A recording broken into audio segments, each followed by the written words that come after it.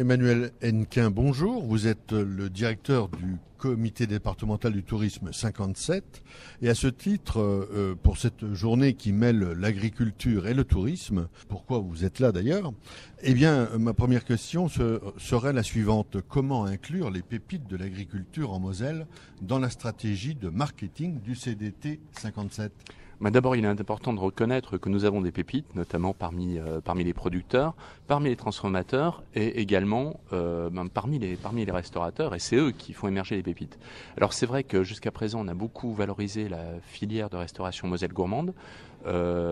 Parmi les restaurateurs de Moselle gourmande, il y en a beaucoup qui utilisent les produits du terroir, les produits d'un terroir proche surtout, pas des, sauf pour ce qui est du vin, là, on le retrouve sur tout le territoire. Aujourd'hui, on s'engage sans doute dans une labellisation. Alors, est-ce que ce sera Moselle gourmande ou pas, d'un certain nombre de producteurs et également de transformateurs. On a des meilleurs ouvriers de France. Ce sont les bons hommes qu'il faut valoriser, pas seulement les productions.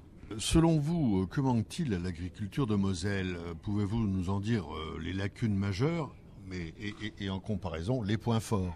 Alors, je ne parlerai pas de lacunes simplement en matière touristique, ce qui nous aiderait et ce qu'on n'a pas, mais ça ne s'invente pas. Donc, il y a des terroirs, etc. Il y a des choses comme ça dans d'autres régions. Dans le Cantal, quand on parle du Cantal, le Cantal, c'est aussi un fromage. En termes de notoriété, ça aide.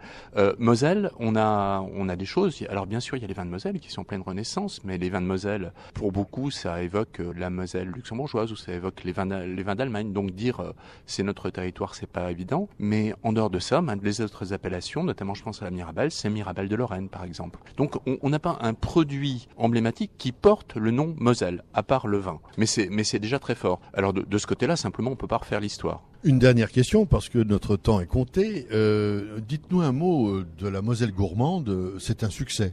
C'est une filière qui nous donne beaucoup de satisfaction. D'abord parce que elle est partie sur de bonnes bases. Et puis depuis 3 ou 4 ans, elle se renouvelle avec beaucoup de bonheur. Il y a un renouvellement des générations, il y a de nouveaux chefs. On est à l'apogée en ce moment avec des nouveaux qui arrivent, des anciens qui sont encore là en termes de nombre d'étoilés. Et puis une très forte implication d'un certain nombre de chefs dans les actions collectives, ce qui est très très précieux pour nous. Eh bien, Monsieur Hennequin, merci beaucoup.